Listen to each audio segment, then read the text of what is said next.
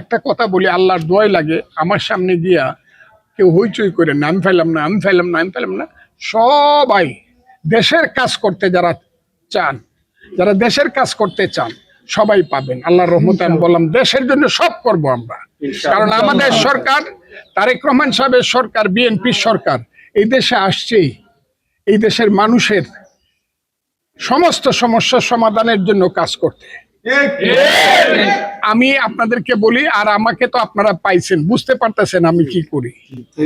কেউ তো জানতেনই না যে একটা এমপি সাহেব এরকম কাজ করে, যে একটা ইউনিয়নে একবারে 30 লাখ টাকা দেয় মসজিদ করার জন্য, মাদ্রাসা করার জন্য, কবরের মাটি ফালানোর জন্য, শ্মশান করার জন্য, গুরুস্থান করার জন্য। এইটা 30 লাখ টাকা একবারে, এটা কিন্তু চিন্তা করে দেখেন কতদিন যাবত বাংলা, এটা কিন্তু আমরা দিছি, আরো দিব কোটি কোটি টাকা হাওর অঞ্চলের জন্য আছে।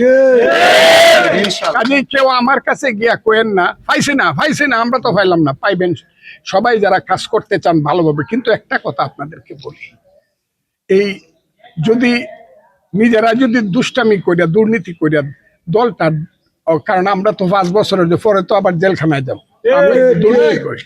এইটা যাতে না হয় আল্লাহর দোয়াই লাগে আপনাদের, এটা করেন না। যদি কেউ বিপদে থাইকা থাকেন, আমার নেতা কর্মী কাজ করতে গিয়া আমারে বললেন যে আমি তো কাজ করতে গিয়ে আমি দেখবো না, কথাটাকে আমারে বললেন যে আমি তো বিপদে আছি। কিন্তু এটা যাতে না হয় যে বিএনপি এইরকম চোরটাদের একটা। আর আমি তো জানেন আপনারা যে আসেন, যেভাবে আসেন, যে কোনো স্থানে আসেন, তারা এই কথা বলেন। আমি আপনাদের সাথে কথা বলি, মাত্র 4 মাস গেছে, আল্লাহর রহমতে 5 বছর থাকতে পারলে দেশের অনেক কাজ করবো, এবং এই এলাকাটাকে একটা পর্যটন এলাকা হিসাবে গড়ে তুলবো। এই কথাটা মনে রাখেন।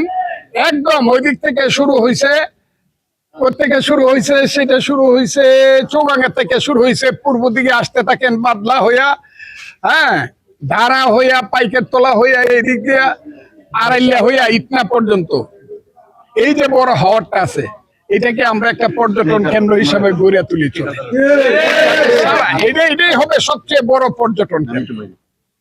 এই যে হাওরটের যে বাঁধ, যেটা অল সিজন বাঁধ, এটা কাজে লাগবে। এই হাওরটাকে যদি আমরা পর্যটন কেন্দ্র করতে পারি সবার জন্য,